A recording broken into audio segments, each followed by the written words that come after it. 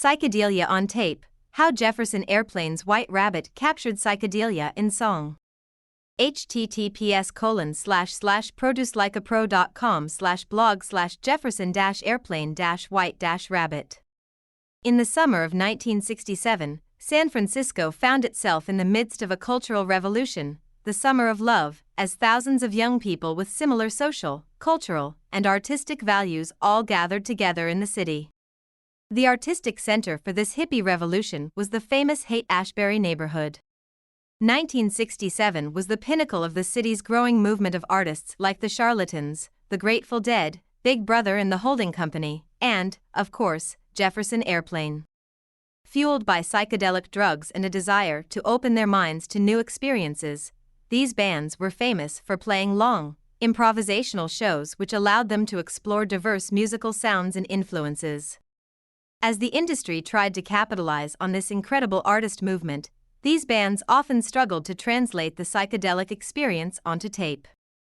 Jack Cassidy was especially enthusiastic about bringing Grace on board. "I liked Grace's singing because we wanted a good, aggressive singer for the band. She had a unique timbre and sound to her voice." Signa, who was our first singer, came out of a folk background and had a contralto voice with smooth harmonies. "What I like about Grace was the fact she stood right at the end of the stage and made good contact with the audience." Paul had put the vocal sound together for the first year of Jefferson Airplane, where it had the smoothness of his influences in folk music. "I liked the individual sound to Grace's voice, so I asked her to be in the band." This was the girl. Also, her attitude was very different. She didn't have a submissive attitude at all, which is what we wanted. We wanted an equal in the band, someone you could work off, someone with fire in their eyes. With her departure from the Great Society, Grace Slick brought two songs with her to Jefferson Airplane, Somebody to Love and White Rabbit. Somebody to Love was written by Grace's brother-in-law and Darby Slick.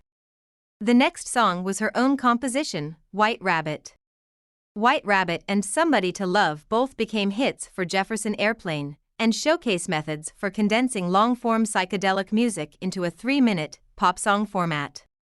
White Rabbit, in particular, left a legacy for its ability to take the psychedelic culture and experience found in this historical moment and translate it into the recorded medium.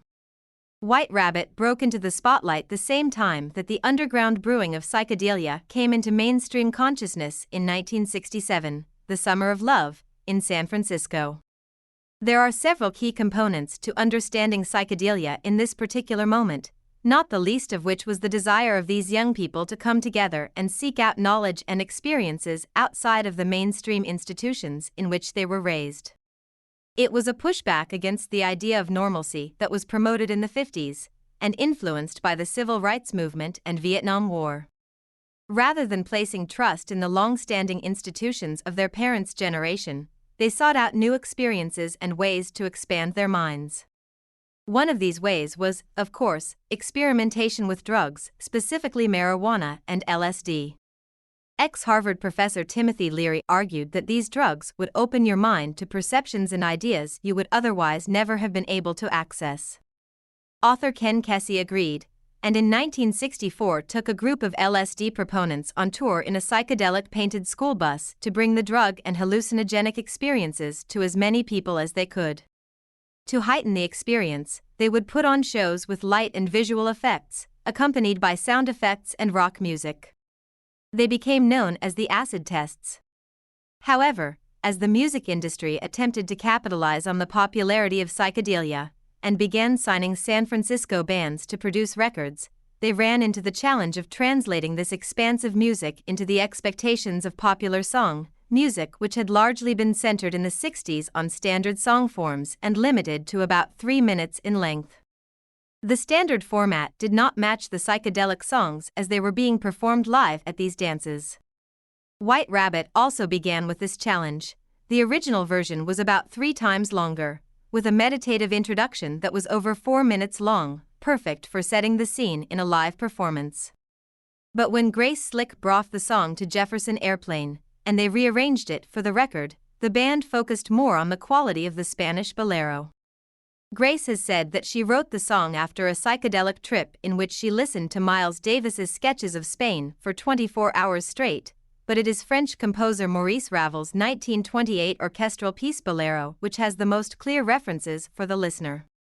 It is not simply a Spanish rhythm that sparks this connection, but the entire structure of the song which is constructed as a slow-building crescendo. Ravel's Bolero begins very softly and builds very slowly over the course of the piece.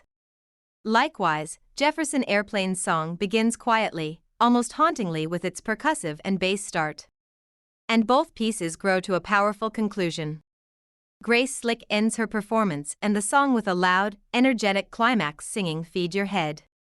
She told The Guardian in 2021, the line in the song Feed Your Head is both about reading and psychedelics.